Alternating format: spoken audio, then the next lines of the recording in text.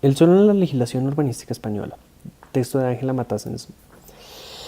Iniciemos hablando de unas definiciones generales. Primero, la definición de suelo y territorio, la cual es un poco confusa porque las dos nociones terminan siendo relacionadas. Pero en general, el suelo es entendido en términos de territorio y se encuentra dado como un contexto económico para sus aspectos urbanísticos. Cuando se habla de suelo y de ecología, se entiende el espacio como aquel donde se encuentran los ecosistemas. Mientras que cuando hablamos de suelo y de economía, estamos hablando del suelo como un bien, como una capacidad productiva. Cuando hablamos de suelo y sostenibilidad, lo que estamos hablando es de cómo se puede intervenir el suelo de manera sostenible, protegiendo los ecosistemas. Y cuando se habla de suelo y desarrollo urbanístico, se está hablando no solamente de cómo utilizar este espacio para desarrollar la creación de ciudades, sino la protección del medio ambiente y la prevención de efectos sobre la sociedad y la economía del país. El Ministerio de Ambiente entiende el suelo como aquel lugar constituido por partículas minerales, materiales, orgánicas, agua, aire y organismos vivos. El suelo es un espacio que sirve para el desarrollo de la vida animal y vegetal en zonas no urbanizadas, que en la ciudad constituye el soporte físico sobre el que se orientan los usos del suelo urbano. Esto plantea Fariña. Por otra parte, el suelo de economía es un recurso económico natural escaso y no renovable, y el cual tiene tres finalidades.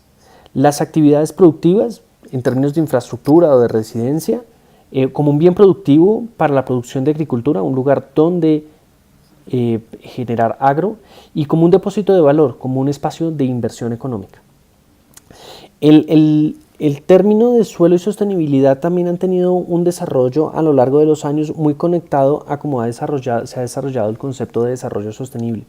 Durante los 80s y 90s se hicieron investigaciones encaminadas a entender los efectos que ha tenido la transformación del suelo realizada por el hombre sobre los ecosistemas.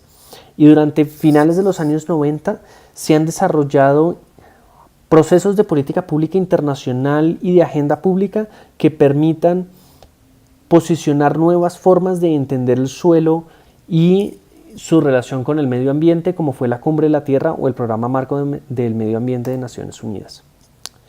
Miremos cómo ha evolucionado el concepto de suelo en la legislación española. Antes de iniciar, hay que plantear que el concepto de suelo entró a la legislación española durante los años 50, traído de la legislación italiana, de la Legge Urbanistica Estatal Italiana. En el año 56, la ley 12 del 12 de mayo introduce la clasificación del suelo de la siguiente manera. Suelo urbano, entendido como aquellos terrenos que están incluidos dentro del perímetro de un casco urbano. El suelo de reserva urbana, como aquellos terrenos que serán urbanizados pero que aún no han sido involucrados al interior de un casco, y el suelo rústico, como lo demás. El Real Decreto Legislativo Real Legislativo 1 de 1992 tenía como propósito regular los altos precios del suelo y la vivienda causados por un boom inmobiliario. Se establece que las facultades sobre la propiedad estaban atadas a los deberes legales sobre un titular, lo cual contraponía con la concepción clásica de propiedad del Código Civil y la concepción moderna del suelo. Su vigencia fue de 7 años. Ahora bien, la Ley 6 de 1998 nace en un contexto donde la política económica española y global estaba marcada por el neoliberalismo y el libre mercado. La ley urbanística era el reflejo de estos ideales. Se estableció que el planeamiento no debía estar limitado por el suelo urbanizable, lo cual desembocó en un crecimiento urbanístico y económico indiscriminado. No obstante, el problema del aumento en los precios del suelo y la vivienda siguió. El terreno edificable era cada vez menor y el suelo es cada vez más un bien financiero. Finalmente, el Decreto 2 de 2008 se marca en una coyuntura de crisis económica global y de lucha por el medio ambiente. No es casualidad que la concepción del suelo haya sido en esa dirección, el cual se empezó a considerar no solo como un recurso económico, sino también uno ambiental escaso y no renovable, cuyo ordenamiento debía favorecer al medio ambiente. Hablemos entonces de la Ley de Suelo y Rehabilitación Urbana que derogó al decreto legislativo que acabamos de mencionar. El objetivo de la ley es la igualdad de los derechos y el cumplimiento de los deberes constitucionales relacionados con el suelo y el desarrollo sostenible, competitivo y eficiente del medio ambiente a través del fomento de las actualizaciones que conducen a la rehabilitación de los edificios y la regeneración y renovación de tejidos urbanos. Algunas definiciones importantes: actuaciones sobre el medio urbano, entendido como obras de rehabilitación de edificios, la infravivienda o viviendas que no cumplen los requisitos mínimos exigidos por la ley, residencia habitual como aquel espacio que habita una persona durante más de 180 días al año, el costo de reposición o reconstrucción de una vivienda, que es el valor de reconstrucción de un inmueble de una planta equivalente al original en relación a las características constructivas una vez se reedifique.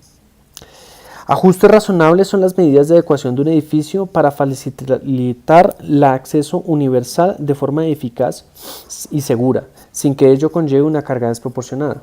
Y por último, edificio de tipología residencial de vivienda colectiva, entendido como esos lugares compuestos por múltiples viviendas sin posibilidad de ser utilizado para otros fines. Actuaciones urbanísticas y actuaciones edificatorias. Las actuaciones de urbanización son entendidas como las nuevas urbanizaciones, las que tengan por objeto reformar o renovar los edificios o urbanizaciones existentes, y las actualizaciones en la dotación. Actuaciones edificatorias incluso cuando requieren obras complementarias de urbanización, como los nuevos edificios o la sustitución de edificios existentes, y la rehabilitación entendida como la realización de obras y trabajos de mantenimiento en edificios existentes, y la actualización de núcleos tradicionales legalmente asentados en el medio rural. ¿Qué derechos? La ley también centra gran parte de su legislación sobre los derechos de realojamiento y de retorno. En la ejecución de las actuaciones sobre el medio urbano que requieran el desalojo de ocupantes legales de un inmueble y que constituyan residencia habitual, se deberán garantizar los siguientes derechos de realojamiento. 1. La administración expropiante deberá poner a disposición viviendas en las concesiones de venta o alquiler vigentes para las viviendas sometidas en algún régimen de protección pública y superficie adecuada a sus necesidades dentro de los límites establecidos por la ley. 2. El promotor de la actuación, cuando se actúe mediante ámbitos de gestión conjunta, mediante el procedimientos no expropiatorios. En estos casos, el promotor deberá garantizar un realojamiento. Los arrendatarios que a consecuencia de las obras de rehabilitación o demolición no puedan hacer uso de las viviendas arrendadas tendrán el derecho a un alojamiento provisional, así como el retorno cuando sea posible. ¿Cómo funcionan dichas normas? Primero, se otorga un trámite de audiencia, luego se acredita que se cumplan los requisitos legales necesarios para el titular del derecho de realojamiento y tercero, la administración aprobará el listado definitivo de las personas que tienen derecho a ser realojadas. Veamos qué pasa con el Real Decreto Legislativo del 7 de 2015. El artículo 20 plantea los siguientes criterios básicos de utilización del suelo. 1. Atribuir en la ordenación territorial urbanística un destino que comporte o posibilite el paso de la situación de suelo rural al de suelo urbanizado. Y 2. Destinar el suelo adecuado y suficiente para usos productivos y para uso residencial, con reserva en todo caso de una parte proporcional a la vivienda sujeta a un régimen de protección pública. Situaciones básicas del suelo. 1. Todo suelo se encuentra, a los efectos de esta ley, en una situación básica de suelo rural o de suelo urbanizado. Se encuentra en la situación de suelo urbanizado que en aquella situación básica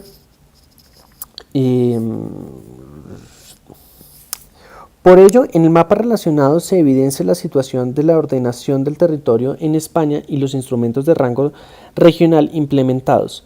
Entre estos se encuentran planos de ordenamiento del territorio, directrices parciales de ordenamiento territorial, planos territoriales especiales, planes insulares de ordenamiento titular, entre otros. Todos estos instrumentos se encuentran regulados en una norma urbanística a nivel estatal y de comunidades autónomas. Como se puede observar, existen a corte de 2015 7 decretos legislativos, 36 decretos y 52 leyes de carácter regional o de entes autónomos. Asimismo, el Real Decreto Legislativo 7 de 2015 establece que estos instrumentos de ordenación territorial urbanística están sometidos a evaluación ambiental sin perjuicio de la evaluación de impacto ambiental de los proyectos que requieran para su ejecución, y establece que todos los instrumentos de ordenamiento territorial y de ordenamiento y ejecución urbanística deben ser sometidos al trámite de información pública en los términos por el plazo que establezca la ley. También se plantean elementos importantes sobre la procedencia y alcance y venta y sustitución forzosa de inmuebles, que implican faltar a las obligaciones sociales de la utilidad del inmueble se traduce en la expropiación de la propiedad. Tienen como objeto garantizar el deber correspondiente por medio de este ejercicio. En caso de expropiación, venta o sustitución forzosa, el contenido de propiedad no podrá ser menos del 50% del valor de esta. El régimen de la venta o de sustitución forzosa plantea que se inicia de oficio o instancia del interesado y se adjudica mediante publicidad y concurrencia. Dicta la venta o la sustitución forzosa y la administración remite el registro de la propiedad. Se expide el certificado de administración, que será el título de registro de propiedad, donde igual se muestran las condiciones y los plazos adquiridos por la obligación.